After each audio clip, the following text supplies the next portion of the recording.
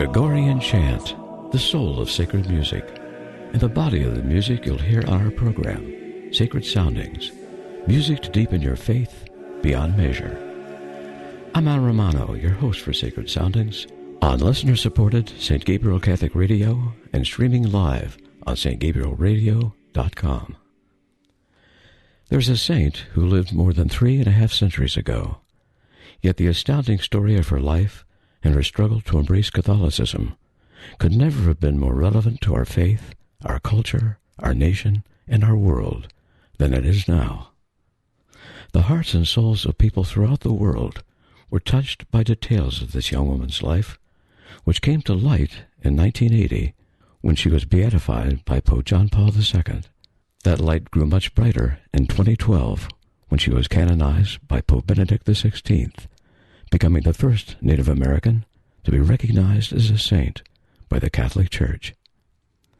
I'm referring, of course, to Kateri Tekakwitha, the amazing girl known affectionately as the Lily of the Mohawks.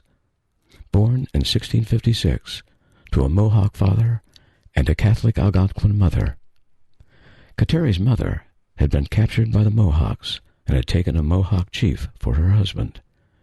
Yet she nevertheless clung steadfastly to her Catholic faith and planted deep in her little girl's heart the seeds of that faith, telling her stories about Jesus, about the church he established, and about his friends, the saints. The family settled in Osirnanon, a village in what is now New York State. When Kateri was 4, a devastating smallpox epidemic killed her parents and baby brother, leaving her an orphan. It also took a lasting toll on her health. It left her partially blind and with her face horribly pitted with ugly smallpox scars, which caused her constant embarrassment along with the pain of being taunted and shunned by other children in the village. She was often seen wearing a blanket to hide her face. Kateri was adopted by her uncle, who was a Mohawk chief, and 2 aunts, and the family moved to Kananagua, a French colony in what is now Canada. Here, Kateri was caught up in warfare that threatened to wipe out her entire village. In the summer of 1669, several hundred Mohican warriors launched a dawn attack on Kanawagha and kept it under siege for 3 days. While Mohawk villagers fought off the invaders, Kateri, then about 13 years old, joined other girls to help a missionary priest tend to the wounded, bury the dead, and carry food and water to the defending warriors on the Palisades. When reinforcements arrived from other Mohawk villages, the defenders drove the Mohican warriors into retreat.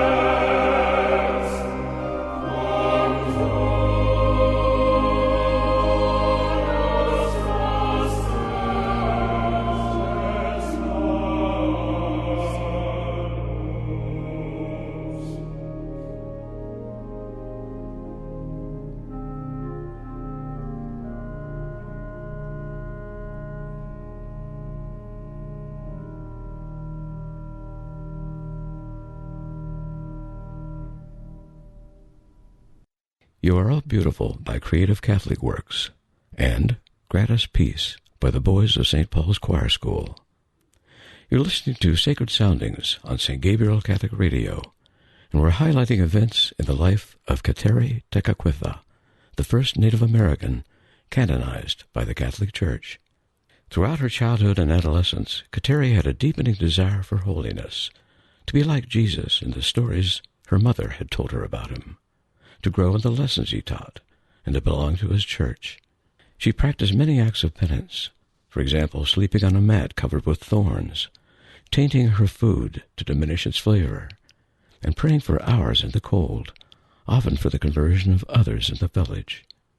She spent long days in the woods, making crosses of sticks and hanging them on branches like stations for her prayers. She listened to hear the voice of God in her heart and in the sounds of nature. When missionaries arrived in the village, Kateri quickly made friends with them.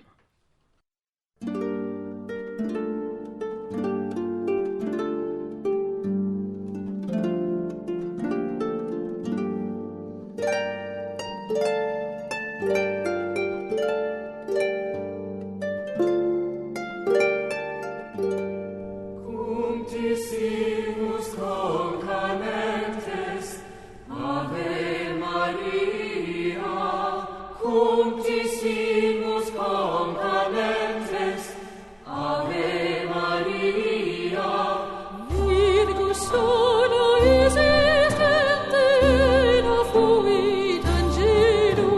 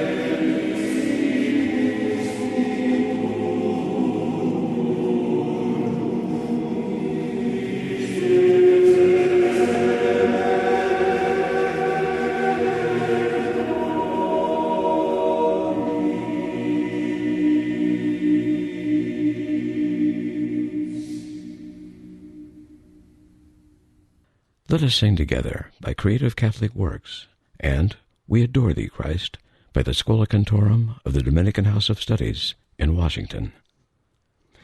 Many villagers despised and ridiculed Kateri for desiring to become a Catholic. Children threw stones at her, and adults threatened to torture and kill her if she followed through on her intentions. But Kateri was faith-filled and fearless. At age 19, on Easter Sunday, she was baptized a Catholic. Tekakwitha was the name she had been given by her clan. In Mohawk, it means one who puts things in order. For her baptismal name, she chose to be renamed Kateri, the Mohawk form of Catherine, which she took in honor of St. Catherine of Siena.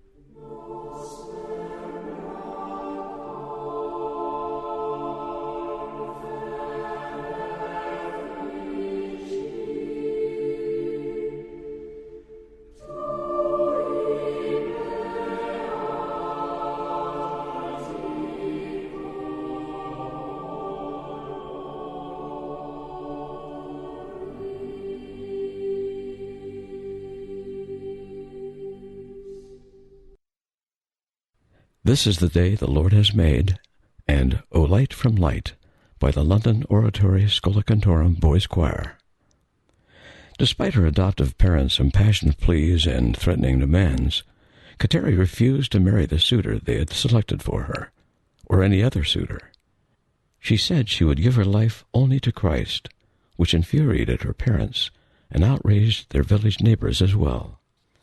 With the threats and hostilities toward her growing even more intense, Kateri fled to the wilderness on a journey that took her more than 200 miles through woods, rivers, and swamps, to the Jesuit mission of St. Francis Xavier near Montreal. She received her first communion there on Christmas Day. 2 years later, on the Feast of the Annunciation, she made a vow of perpetual virginity, pledging to marry only Jesus Christ, and she spoke of establishing a religious order of Native American sisters. But very soon thereafter, Kateri, at age 24, lay dying in a room filled to capacity by her loving friends at the mission, including 2 Jesuit priests.